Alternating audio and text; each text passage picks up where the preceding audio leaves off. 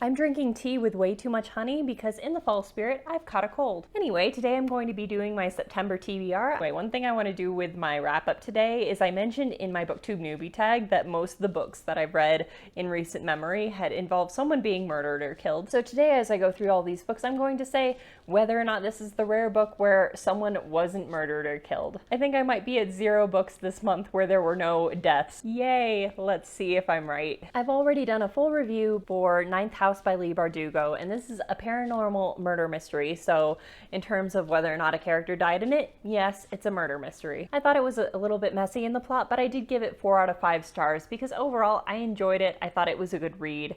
It was atmospheric and good for my mood reading at the time, so 4 out of 5 stars. I also finished The Dragon Republic by R.F. Kuang, and I gave that 4 out of 5 stars. That is a story about war, so yes, again, there's death, there's both character death, I believe, and death of just people dying in a war. People died again. Now we'll get on to some things that I haven't done reviews for yet, so I'll talk a little bit more about them. So I read My Sister the Serial Killer by Oyinkan Braithwaite, and this is a story about a woman whose sister is a serial killer. She's killed all of her ex-boyfriends, or she killed all of her boyfriends while they were still boyfriends. So once again, there's the death in the book right away. And I liked this book a lot. I liked it more in terms of the description of the family members and the family ties and the relationships they had. Despite the fact that the main character and her sister don't explicitly have a good relationship, the main character will do anything to protect her sister and protect her even though she's done these horrible things in the past, and she's spending a lot of time jumping through hoops trying to keep her from doing the wrong thing and keep her from getting caught. I didn't feel like this book had a lot in the way of likable characters. I didn't really like the main character. I liked one of the side characters up until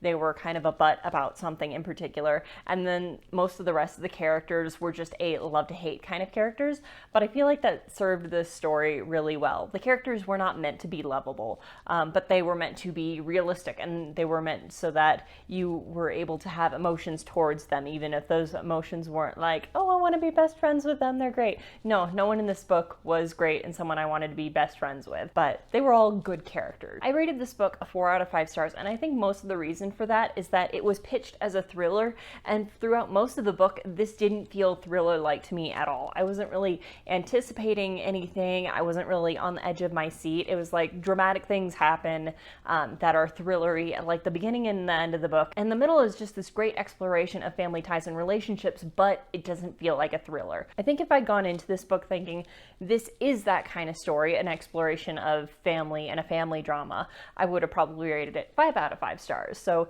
5 out of 5 as a book, but 4 out of 5 as a thriller. Then I read Bloodsong by Anthony Ryan, and the person I'm reading this with describes it as a fantasy story where the main character has a plot device in his head, and I think that's very accurate. I really liked the first portion of the book before you get to this point in the story where like the main character has a plot device in his head. This boy is shipped off to like this kind of training academy, and he's never going to see his family again, and he develops relationships with the other boys at the training academy, and they form really close bonds, and that part was great. After a particular climactic scene where they're trying to save one of their brothers from something bad that's happened to them, everything just kind of slows down and falls apart. I felt like there were 200 or 300 pages in the book where it was just like nothing was really happening, and it just felt really slow. This felt like the first section of a big book that someone had written and had given to a publisher, and they're like, this is great, but because money, let's make it 3 books. And so they like took the first part and then just added in a bunch of fluff. I loved the parts that I loved, but then there was just, I got bored. I get bored easily. I'm sorry. So I rated this 3 out of 5 stars just because of all that fluff. I've also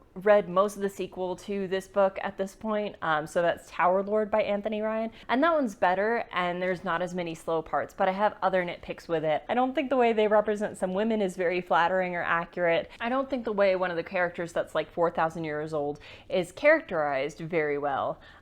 They kind of seem very naive for someone who's been around for centuries, and I don't like that, but overall the story is much more entertaining than the vast majority of the first book was. So I don't have a rating for that yet, but I feel like it's still going to be a 3 stars, but like a higher 3 stars. So once again, in both Bloodsong and Tower Lord, people definitely die, there are battles, and some named characters die, and not just like nameless, faceless people. So then I read Princess Floralinda and the 40 Flight Tower. I listened to this on audiobook, and I went into this and read it because A, it was short, and B, it's by Tamsyn Muir, who wrote Gideon the Ninth and Harrow the Ninth, and I really liked both of those, and so I figured this would have that same like irreverent humor, and it did, but not quite in the way it hoped. This was like a satirical, the princess saves herself kind of story. This princess gets put in a tower. Princes are supposed to come and save her, and they try, but they all start dying. But it was short. There was like one main point that was kind of deep, but for the most part, it felt like kind of a shallow but kind of fun adventure story.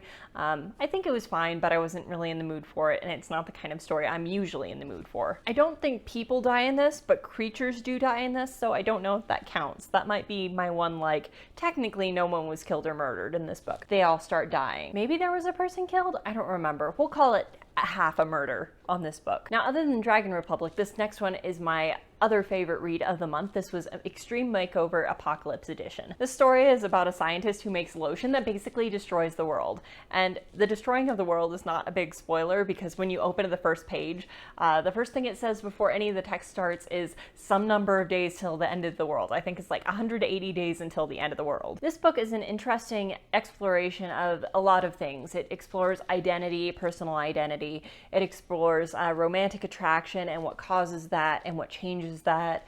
It looks into corporate greed and scientific advancement and the ethics behind scientific advancement and distribution of scientific progress. And so like when I was reading it, I was like, I really want to make this one of my bookmark Mondays. But like the cover's like pretty much the perfect bookmark for it. It has a lot of the elements that are relevant to the themes involved in it. And the book overall I thought was very good. It was fast-paced, it was interesting, it explored deep topics, but it wasn't very atmospheric, so there weren't really any scenes that captured my attention that I was like, I want to paint that. So that's not going to be a bookmark Monday, but I did really like this book and I rated it 5 stars. I feel like this book would have been better if they just cut the very last chapter off. I didn't like it. It was just bad. I think the author probably had a lot of fun with that and putting that part in, but I was just like, no, we could have just ended at the second to last chapter and been fine. I'm not going to tell anyone not to read the last chapter, but I would have preferred to just wipe that memory from my brain. This book is basically about a lotion that causes the apocalypse, so billions of people die, many of those people named characters. And then finally, the last book that I actually didn't fully read, I DNF'd this book, was A Discovery of Witches. I thought the writing was good, I thought the premise was good, but I went into it with very different expectations than what I got. This was feeling a lot more like a vampire romance than like a fantasy or an urban fantasy book. I picked this book up because I thought it was going to be like a rebellious witch coming to love her powers and dark academia,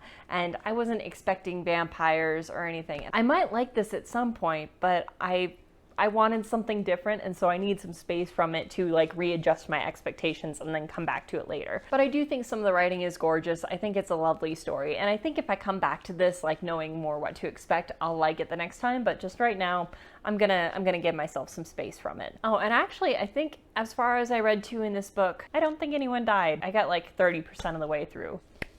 1/3 of a book where no one was murdered. Okay, so I think that's all the books that I read in September. Thanks for watching this video. If you're subscribed, you'll see new videos from me every Monday, Wednesday, and Friday. If you want to know what I'm reading this coming month, go check out my October TBR. And until next time, happy reading. This is the 3rd video in a week I'm wearing flannel. It's fall now, and once fall comes around, there's like a few weeks long party for me where the dress code is flannel. But I think this is my last flannel shirt that is different, or maybe I'll go buy more flannel shirts. Yes.